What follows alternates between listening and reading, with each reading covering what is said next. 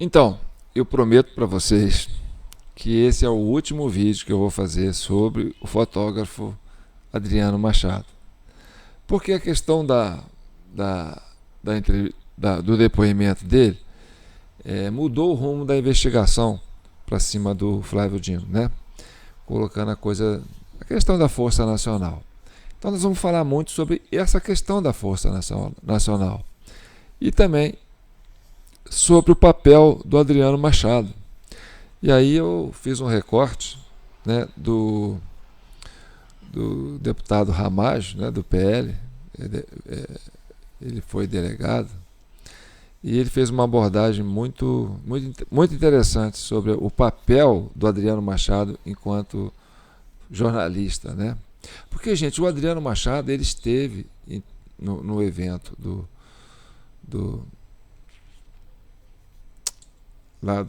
da prisão do Sererê e teve também no 8 de janeiro.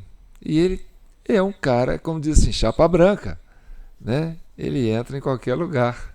E quando perguntaram para ele por que ele tirou, né, limpou a rede social dele, quer dizer, trancou a rede social para ninguém ver o que ele postava, porque ele era, assim, um jornalista com muita entrada, né, no núcleo do PT. Então, durante a campanha do PT, ele era um jornalista de confiança, né? Então, tem na rede social dele, né, no feed de notícias, aquela coisa da linha de tempo, fotos dele com Lula, né, com o pessoal do PT e tal.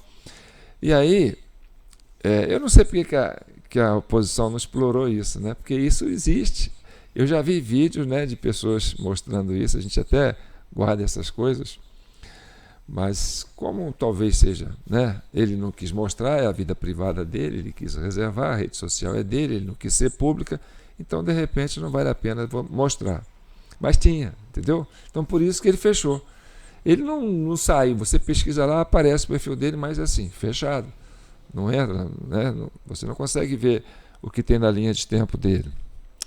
Mas, antes de entrar nele, né, vamos ver o que o Ramagem fala sobre o Adriano Machado, porque o Adriano Machado ele realmente alimentou a mídia e essa narrativa, né? Por quê? Porque ele estava ali na linha de frente, fazendo as imagens. Outro jornalista não podia fazer. Vamos ver. O que nós percebemos claramente é que o senhor auxiliou, influenciou, participou, inclusive dirigiu uma cena de dano a patrimônio público.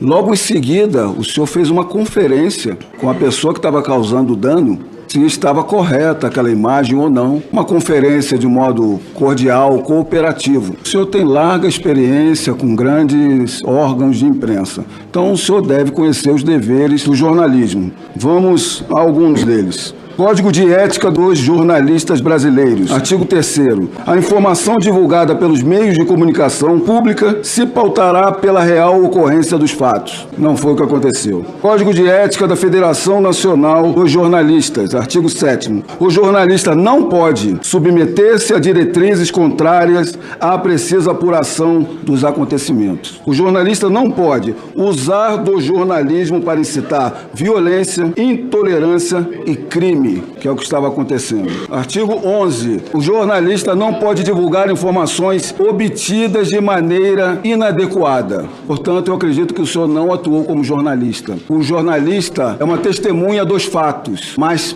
passiva, sem participar deles. Senhor Adriano, além da sua presença no 8 de janeiro, o senhor estava presente quando tentaram invadir a sede da Polícia Federal no dia 12 de dezembro? Cheguei depois lá. Então o senhor estava presente nessas duas manifestações atípicas, com violência, em local privilegiado, para tirar fotos de ônibus em chamas. O senhor foi preso após o 8 de janeiro? Não, senhor. E após o 12 de dezembro, o senhor foi preso? Não, senhor. O senhor tem ciência de alguma investigação sobre o senhor, em algum caso? Não tenho. O senhor não foi nem chamado à polícia para testemunhar como testemunha ou colar dos fatos? Não. Eu vou trazer um exemplo de uma jornalista, Clio Irano, em carteira e registro de jornalista. Está presa até hoje. Por quê?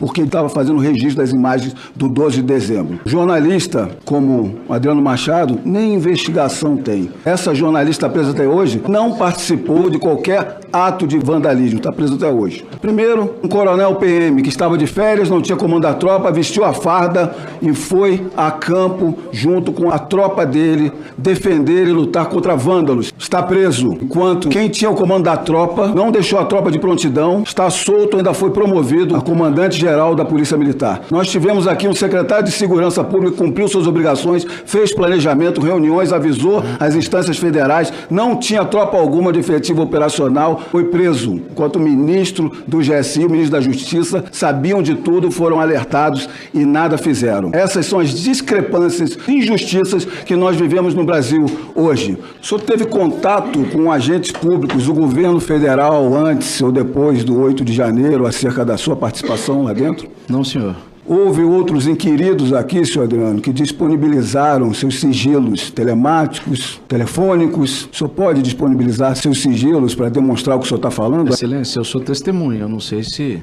O senhor não disponibiliza, certo? Então, senhor presidente, nós já entramos com requerimento para ter acesso a quebra-sigilo de dados telefônicos, telemáticos, sigilos, outros, para elucidar a questão que é de total interesse público e para o bem das investigações. A tropa de choque, eles estão entrando... Se puder aumentar o volume, eu agradeço. Vou falar com você que agora, olha só, eles estão se retirando, provavelmente é a Força Nacional. Pelo amor de Deus! Olha só. O que está acontecendo aí é a Força Nacional, que é de subordinação do ministro Flávio Dino, se retirando da manifestação, facilitando, como foi dito aqui pelo coronel Naime, a entrada no Palácio do Planalto, no Congresso Nacional e no STF. A gente tentou.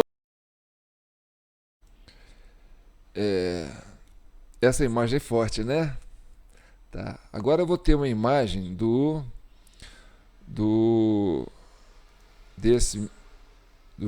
Eduardo Girão, né?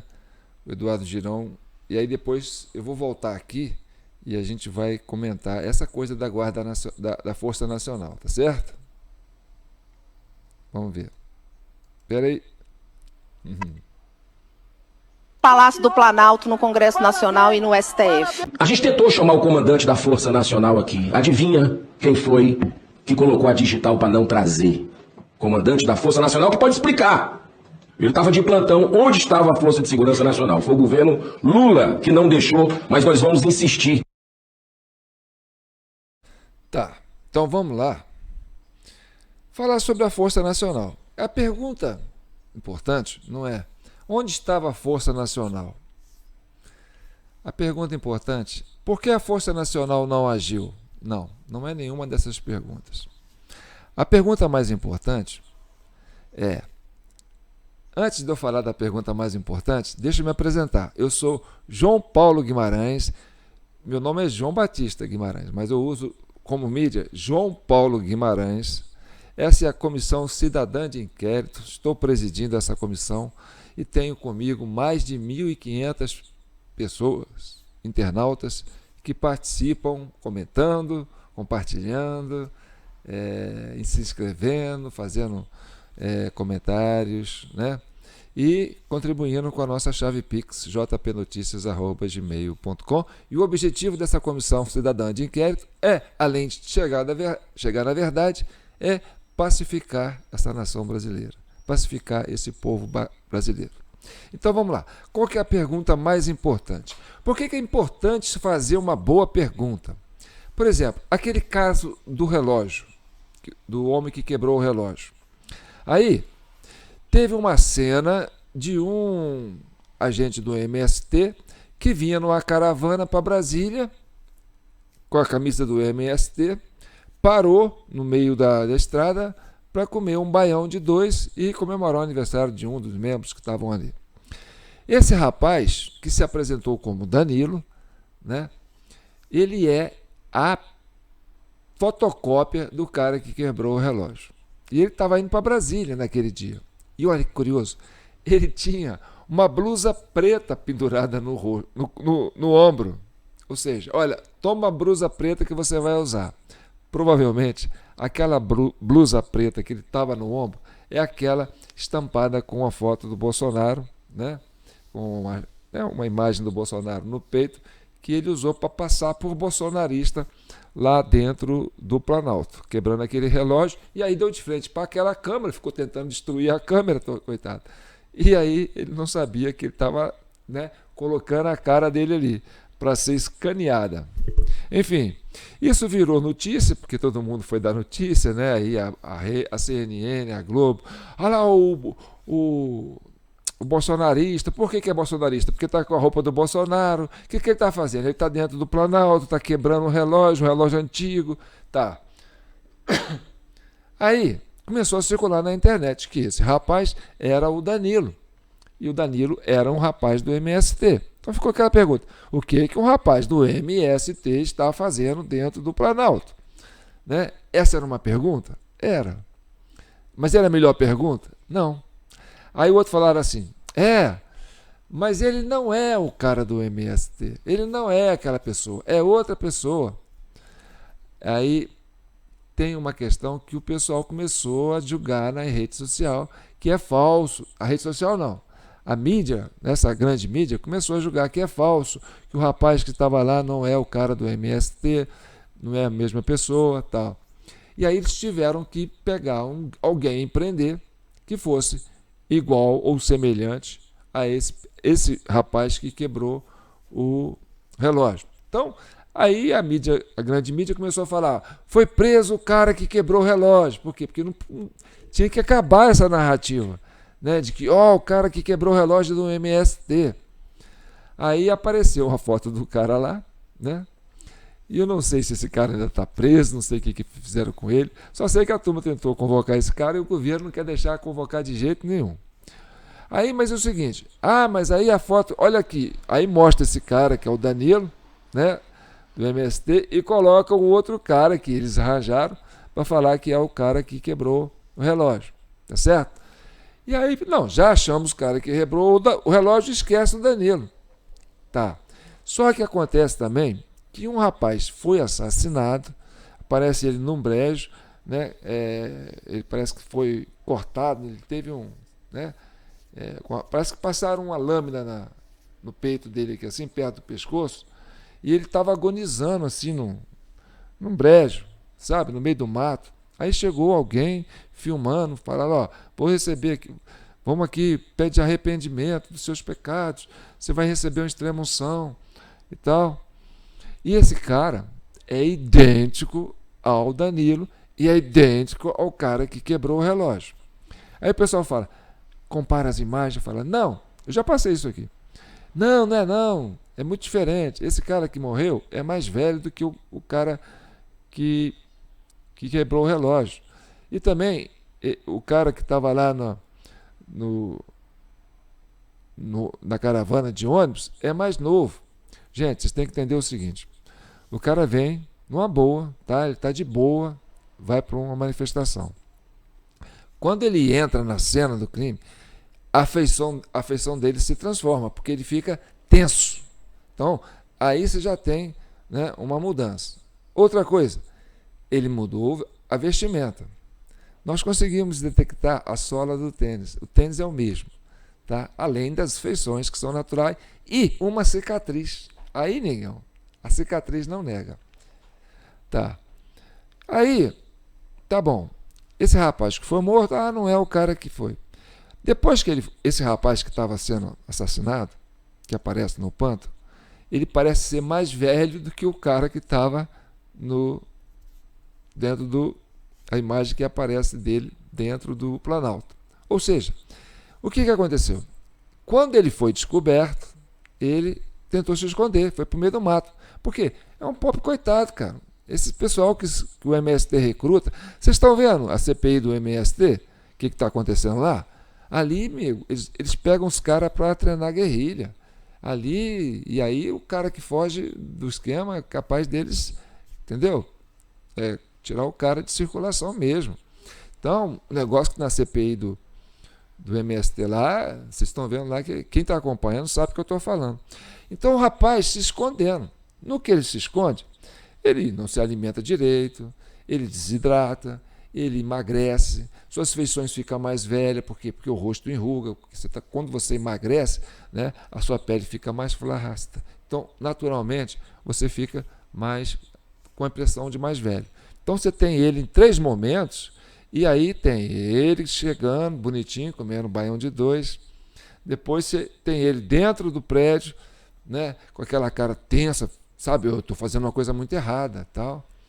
Aí depois você tem ele fugitivo, escondido, né, já desidratado, porque não conseguiu se alimentar e tal, e parece que virou queima de arquivo. Bem, essa é a análise que a gente tem feito aqui e tem sustentado isso. Essa é a nossa linha de investigação. Mas, voltando ao caso da Força Nacional, vamos entender o seguinte.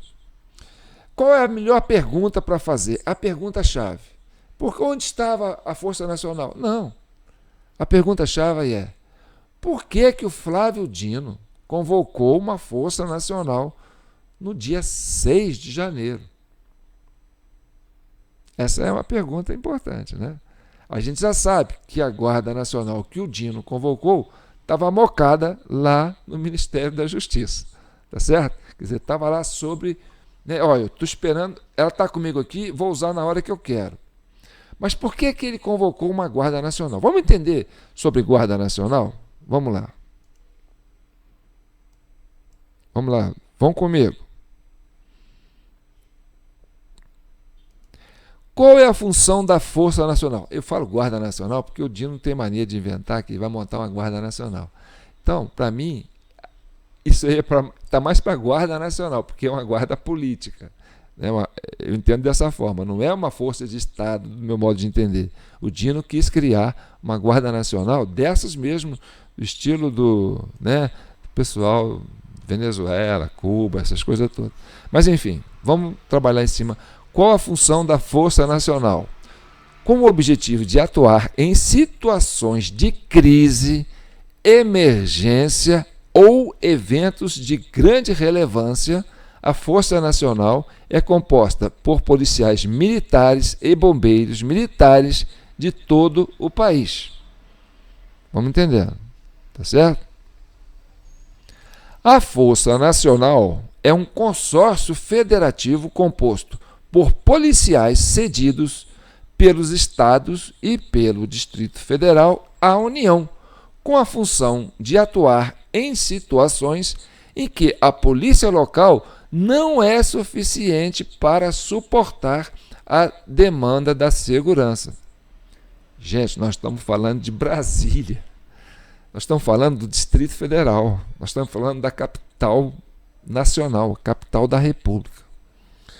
Ali tem um setor militar urbano e ali tem quase todas as armas do Exército.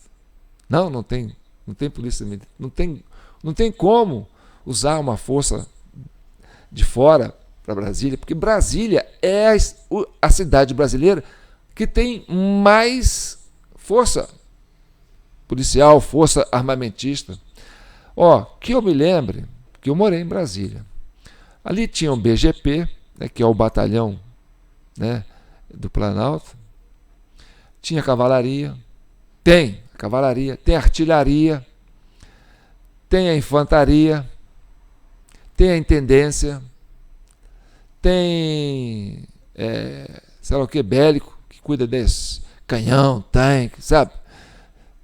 Lá tem a Força Aérea, tem a Aeronáutica, lá tem um corpo, um batalhão de bombeiro exemplar, e lá tem uma polícia militar especial, porque ela tem que guardar não só o Distrito Federal, a cidade satélite como um todo, como também tem que guardar a sede do governo, não os prédios, a Praça dos Três Poderes, mas os acessos, Olha, aqui está sempre tendo manifestação.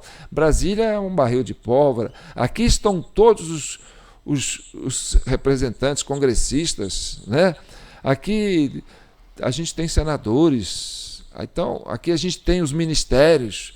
Então, é lógico que a Brasília é uma cidade super guarnecida por forças militares. Então, não há necessidade de convocar uma Guarda Nacional para atuar em Brasília. Você está entendendo? Ou seja, lá no Rio Grande do Norte teve um problema. Tá bom. Lá não tem tanta segurança assim, porque é um estado que não é estratégico, a cidade não é estratégica, mas ali está tendo uma guerrilha, está tendo um tumulto, que a cidade está sendo tomada por um bando de anarquistas. Então, o que o governo federal faz? Manda uma força nacional. Por quê? Porque o Estado não tem tempo para agir. Entendeu? E aí a Força Nacional vai contribuir com o Estado para atuar na repressão dessas manifestações. Nesse caso, num estado menor, por exemplo, Alagoas, Espírito Santo, Acre, entendeu?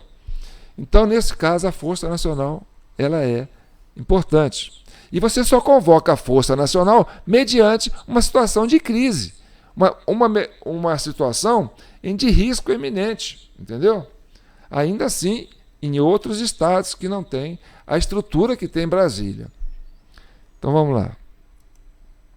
Então nós já lemos aqui, que a Força Nacional é um consórcio federativo composto por policiais cedidos pelos estados e pelo Distrito Federal à União, com a função de atuar em situações em que a polícia local não é suficiente para suportar a demanda por segurança. E aí, meu amigo, cai por terra. Convocar uma Guarda Nacional para segurar Brasília. Brasília nunca precisou e nunca vai precisar de uma Força Nacional. Tá certo? Vamos lá. Ou seja, os integrantes da Força não são funcionários do governo federal, mas agentes de segurança dos estados que são selecionados pela União e passam por cursos de instrução. Ou seja, eles são peneirados, entendeu? Não é qualquer um que vem. Qual que é a sua... E aí pode ter, né, essa balização. Vamos pegar gente que está afinado com o governo, que tem uma posição política perto do governo, né? Aí vem mais policiais do Nordeste, não sei. Vamos lá. Então, assim, esses agentes ficam à disposição do governo federal e podem ser cedidos por até 2 anos, caso seja necessário. Entendeu? Então, dito isso, a pergunta certa e a mais importante é: Dino, por que você convocou uma Guarda Nacional no dia 6? Né? Você convocou através de uma portaria, não sei, né? No dia 6 de janeiro, você fez essa convocação. Essa Guarda Nacional foi convocada especificamente para os dias 7, 8 e 9. Então, por que o Dino convocou essa Guarda Nacional? Agora a gente vai filosofar, a gente vai discutir sobre isso. E aí é eu e vocês. Vocês mais do que eu, porque eu sou vocês são centenas, milhares de internautas que estão ouvindo e pode dar essa contribuição. A pergunta é: seria porque o Dino queria ter autonomia para poder manipular essas forças policiais? Porque o Dino guardou essa Guarda Nacional lá no seu ministério, né? No Ministério da Justiça. E essa guarda não atuou na hora que era para atuar, que era mais importante. Outra coisa, houve um boicote, né? Houve uma sabotagem na Polícia Militar do Distrito Federal. E a pessoa que era responsável por fazer essas logísticas operacionais de colocar a segurança de Brasília ali, da esplanada dos ministérios, e que vem fazendo isso há muitos anos, era o Coronel Naime, né? O Coronel Naime era o responsável por implantar a logística, para colocar o pessoal em campo. Esse Coronel Naime ganhou uma licença. Tire férias, vai descansar. Quem deu essa licença para ele, né, foi o subcomandante Coronel Klepter.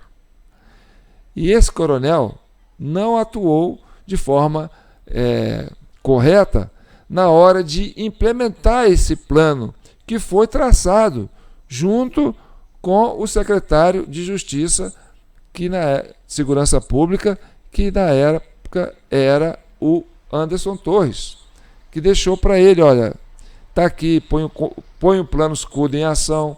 Sempre foi assim. Brasília sempre controlou a situação ali com os seus próprios meios, porque ali sim é a cidade mais protegida do Brasil, a mais armada do Brasil. Entendeu?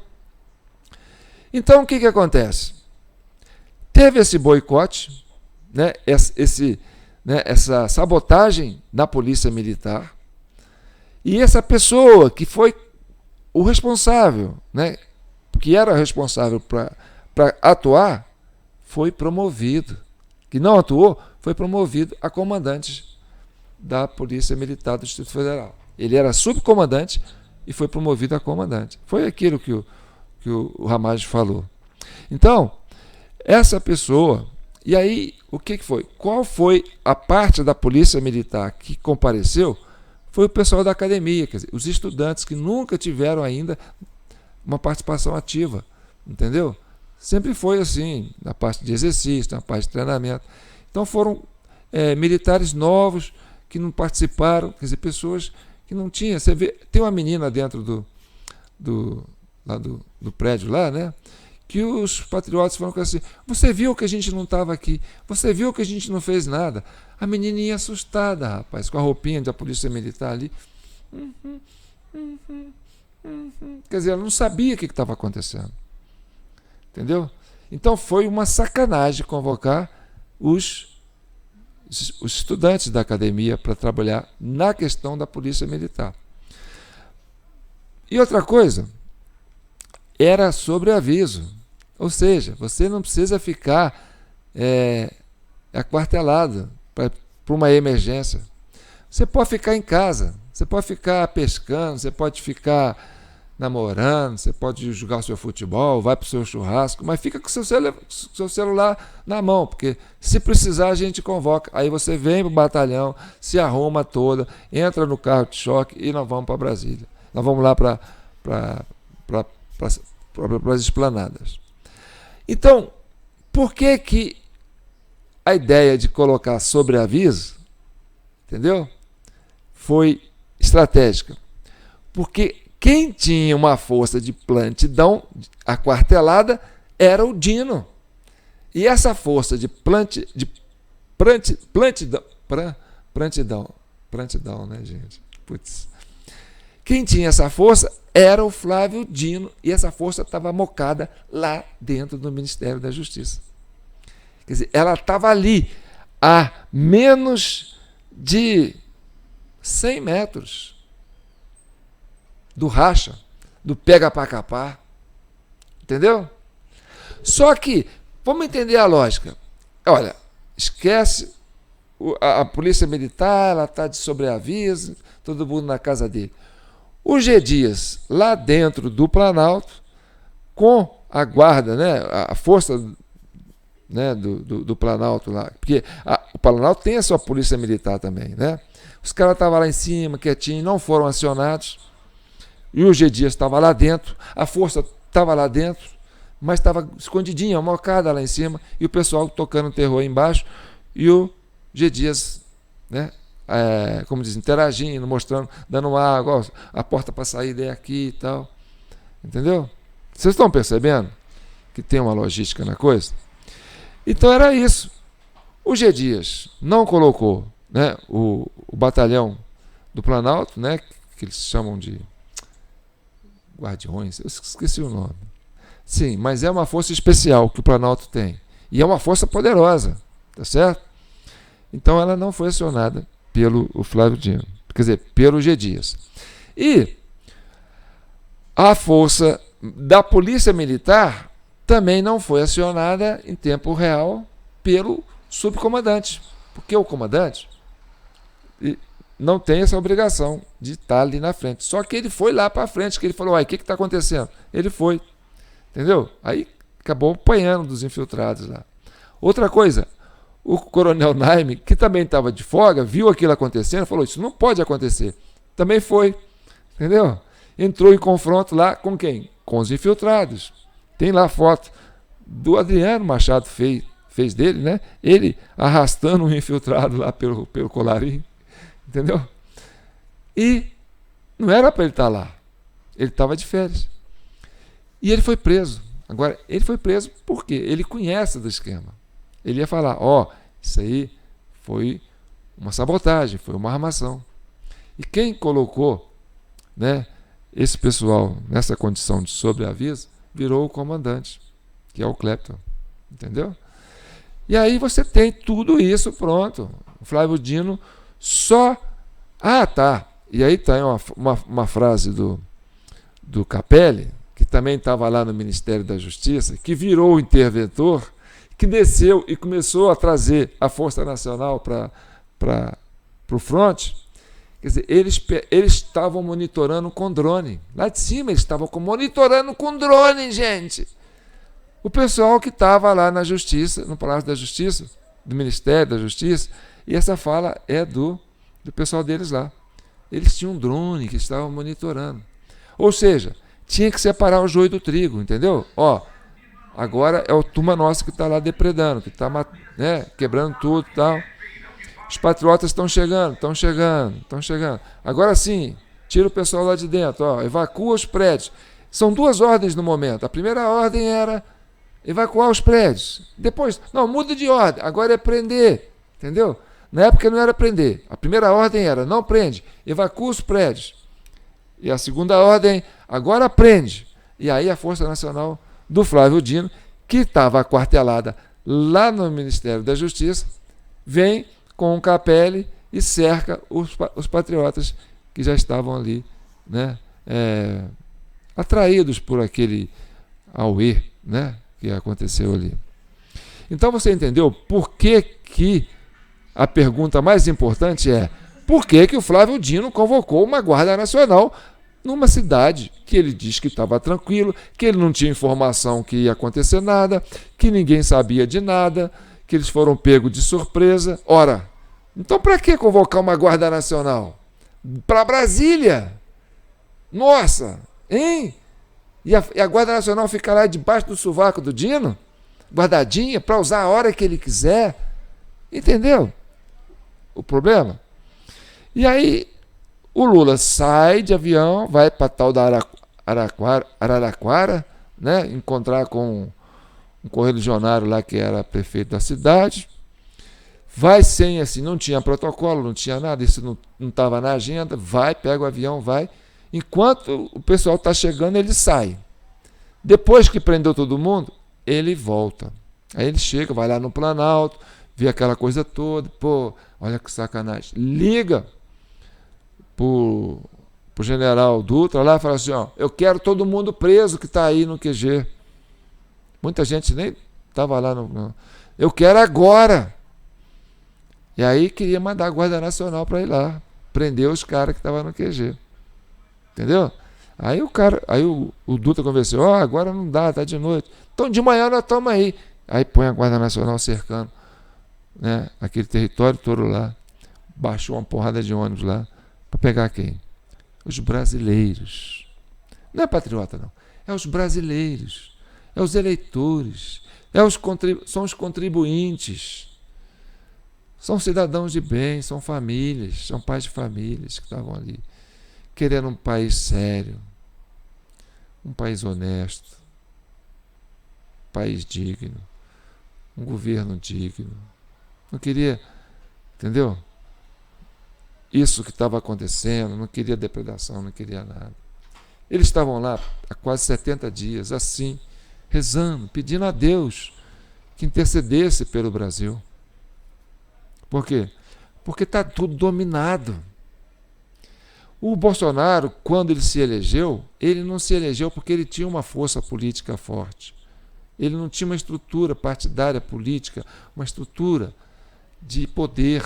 Ele foi untado, ele foi alçado pela nação brasileira, pelo povo brasileiro. Falou: olha, o Brasil está dominado, as nossas instituições estão todas corrompidas, então a gente precisa de levar alguém lá que seja pelo menos, né, seja um maluco, mas que tenha uma serenidade de entender que o Brasil não pode mais ficar à mercê desse império do crime. E aí, escolheram Bolsonaro. Esse império que está aí há anos, como dizer assim, entranhados, né, em todas as esferas do nosso Estado, né, até tentou tirar o cara da jogada. Tentou matar o homem, porque, olha... E aí, o Bolsonaro, lá no hospital, na UTI, coitado, entubado. Essa foi a campanha do Bolsonaro durante as eleições. No último mês, penúltimo mês, ele passou a campanha internado. Então, como é que o Bolsonaro conseguiu ganhar a eleição? O povo brasileiro é que colocou ele lá. Ele não tinha partido direito, ele não tinha estrutura partidária, ele não tinha fiscais para fiscalizar essas urnas todas, né? Mas o povo foi em massa. A gente quer um cara doido, mas a gente não quer isso que está aí.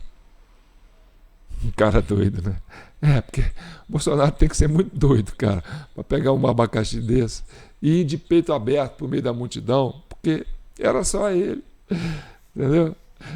Então, aconteceu isso. E que dó que aconteceu isso aqui em Juiz de Fora, hein? Ô Minas Gerais! Mas nós estamos aqui para consertar esse país. Aqui é São João del Rei, a capital brasileira da liberdade. E eu conto com vocês para isso, tá certo? Então, o que aconteceu? No dia 9, ou no dia 9, né? Na parte da manhã, aí o pessoal faz aquele cenário, vamos lá visitar os prédios. Aí, meu filho, reúne toda a parafernália. Vem os juízes, vem os ministros do Supremo, vem alguns parlamentares, né? Vem o senador lá o Pachequinho, e aí faz aquela cena pitoresca, né? Vou mostrar para vocês aqui, ó. Olha só, aí junta todo mundo para visitar os prédios. E aí você vê a cara de satisfação do Lula. Olha a cara de satisfação dessa turma. Entendeu? Não era uma tragédia? Não era uma coisa que era para ser repulsiva? E aí você vê, parece que eles estão saindo de um casamento. Olha a cara de felicidade desse senhor que saiu da cadeia para virar presidente. Então, meus amigos, é complicado. Aí vocês me perguntam, João, tá provado, né? Tá aí, estampado, tá claro, tá cristalino. Mas quem poderá nos defender? Será que o Chapolin sai do México para vir aqui ajudar o Brasil? Não, não vem. Essa é a pergunta que fica para nós. Quem poderá nos defender? Não é?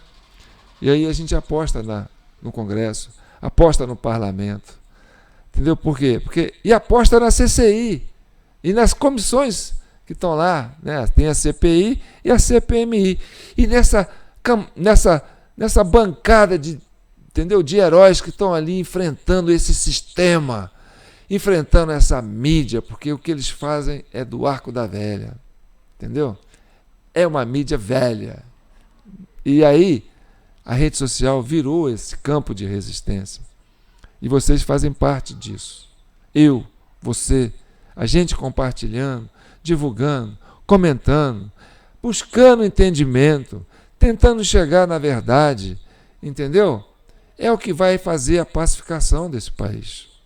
Tá certo? Porque ninguém consegue enganar todo mundo o tempo todo. Você engana alguns, por alguns momentos, mas não engana todo mundo o tempo todo. Tá certo? Então tá bom. Eu sou João Paulo Guimarães, estou falando direto de São João del Rei, capital brasileira da liberdade. São João del Rei é Minas Gerais, um estado de espírito, tá certo? Esse é o vídeo 76 dessa comissão, que é minha, que é sua, que é nossa, que é do Brasil. E aí meu amigo. A sociedade civil organizada é que vai construir uma sociedade justa, soberana. Nessa de cada um por si, não dá certo. Você viu aí a foto, né? O pessoal tudo de mão dada. Ali ninguém solta a mão de ninguém. Mas ali talvez não seja o ideal que o Brasil queira que aconteça. Então, brasileiros, unem-se. Ninguém solta a mão de ninguém. Somos milhões, somos maioria. Vamos apostar no parlamento e na capacidade de avançar com essas investigações e chegar na verdade. Né? As narrativas vão ficando fracas, vão ficando amareladas, as defesas vão ficando capengas, eles vão pagando mico, vão se desmoralizando entre eles mesmos. Num momento acontece que o castelo de areia começa a ruir, e aí as coisas podem mudar, tá certo? Então, fiquem com Deus e que o manto de Nossa Senhora abençoe todos vocês, tá bom? Deixo aí minha chave Pix, jpnoticias@gmail.com, e você pode participar também doando qualquer valor para esse projeto nosso, que é do Brasil. Um abraço.